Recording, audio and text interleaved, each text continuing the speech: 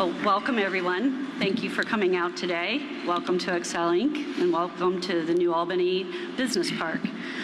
We would like to welcome Speaker Ryan to New Albany and to Excel Inc. Thank you very much. Thank you for having me. Appreciate it.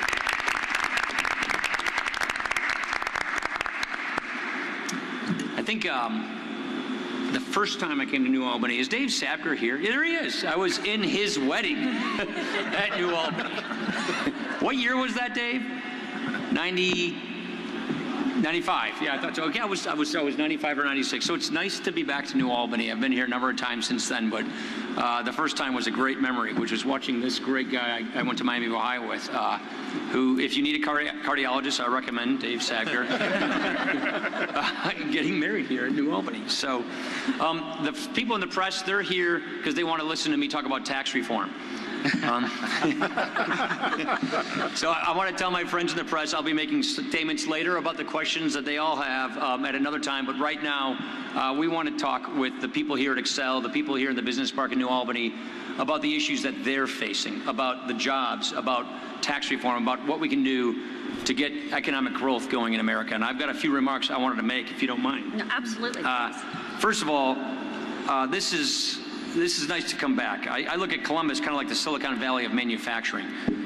You really have shown a lot of us around America how high-skilled manufacturing and how getting jobs back from overseas back to America can look like. I want to thank Tara and Dave Abraham. I want to thank the two of you for hosting us here today. It's an exciting time because we have got a great opportunity in front of us to get this economy growing, and one of the things we need to do is to get this tax reform fixed.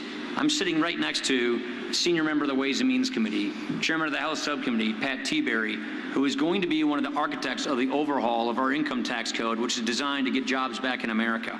Once in every generation, you have an opportunity. The last time we did this being reform our tax system, was the year I got my driver's license, 1986. We have not done this in a long, long time, and it's high time in coming. The president just released a set of principles that we completely agree with on how we can engage in full overhaul of our tax system.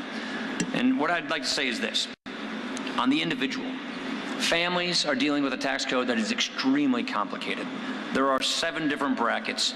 They don't know what to pay at any given time, and the compliance costs are just really taking a lot of time and money away from hardworking families. And so we want to clean up the individual side of the tax code. We propose to consolidate down to 3 brackets. Get rid of special interest carve-outs, simplify the tax code, make it so simple that people can fill out their taxes on a form the size of a postcard. Make sure we prioritize things like saving for retirement, buying a house, donating to charities, but clean out the tax code to make it really easy and simple to comply with and lower people's tax rates so that they can keep more of their hard-earned money. But here's what really is going to help get this economy growing, and that is businesses. Where I come from, overseas means Lake Superior. In Wisconsin, we compete a lot with Canada. And the tax rates in Canada on their businesses is 15%. China's at 25% and going lower. Ireland's at 12.5%. England's going to 18%. The world, on average, in the industrialized world, the people we compete with, they tax their businesses on average at 23%. Well, corporations in America, like Animatic, they're taxed at 35%. Successful small businesses, you guys are an S Corp? Correct. The top tax rate on subchapter S corporations in America, which is 8 out of 10 of businesses in America, their top tax rate's 44.6%. You throw the Ohio income tax on top of that, or the Wisconsin income tax, and we are taxing businesses, employers, jobs, more than 50% in many cases. How can we compete with the likes of all the rest of the world when we tax our job creators and our employers at much, much higher tax rates than our competitors tax theirs? This is why we've got to get tax reform. This is why we have to look at this once-in-a-lifetime opportunity to get fundamental tax reform. I look at this great business.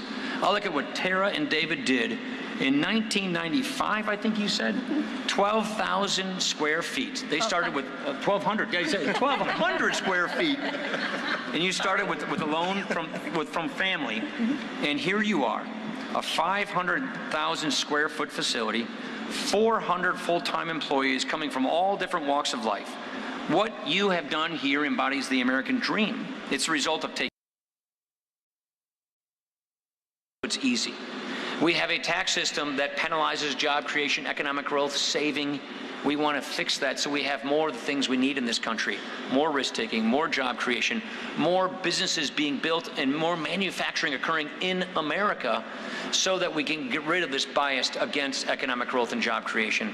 That is what people like Pat Toomey and Steve Stivers and our members of the House are working on, and that is why in 2017, our job, in addition to dealing with the overregulation of our economy, is to overhaul this IRS tax code so that we can get more jobs and faster economic growth and create more opportunity for Americans. And I'm just excited about being here just to hear and listen to folks about how we can make that dream a reality. So thank you very much. Appreciate it. Sorry about that.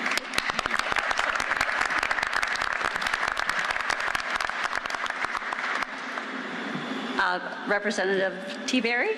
Thank you, Tara. Thank you, David, for hosting us today. This is really nice of you to do. And thank you all for being here to have this tax reform discussion.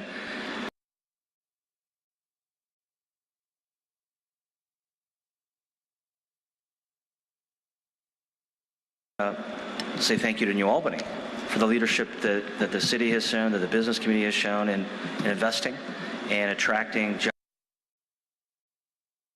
Ohio. And there's some exciting, innovative entrepreneurs who are doing amazing things. They have to go to a prepare or get a program. My mom and dad in their 80s have to go with a fixed income to a preparer to do their tax return because of the complexity. So it's about rates. The speaker talked about that. That's important because we are in a worldwide economy and we're competing against Ireland and China and Canada and the UK and others who are dropping their rates significantly, and they're not double taxing their companies to the extent that we are. But it's also about simplicity. Simplicity for everybody here, simplicity for my mom and dad, simplicity for David and Tara when they are trying to expand their business.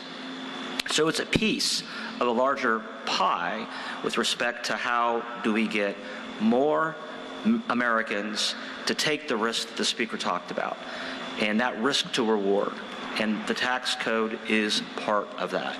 So we look forward to working with entrepreneurs and risk takers and Americans, not only on the corporate side, but the individual side, to make our tax code much more, quite frankly, common sense than it is today. And thank you for coming to Ohio to talk about that, Speaker, and thank you for being here, Mr. Stivers.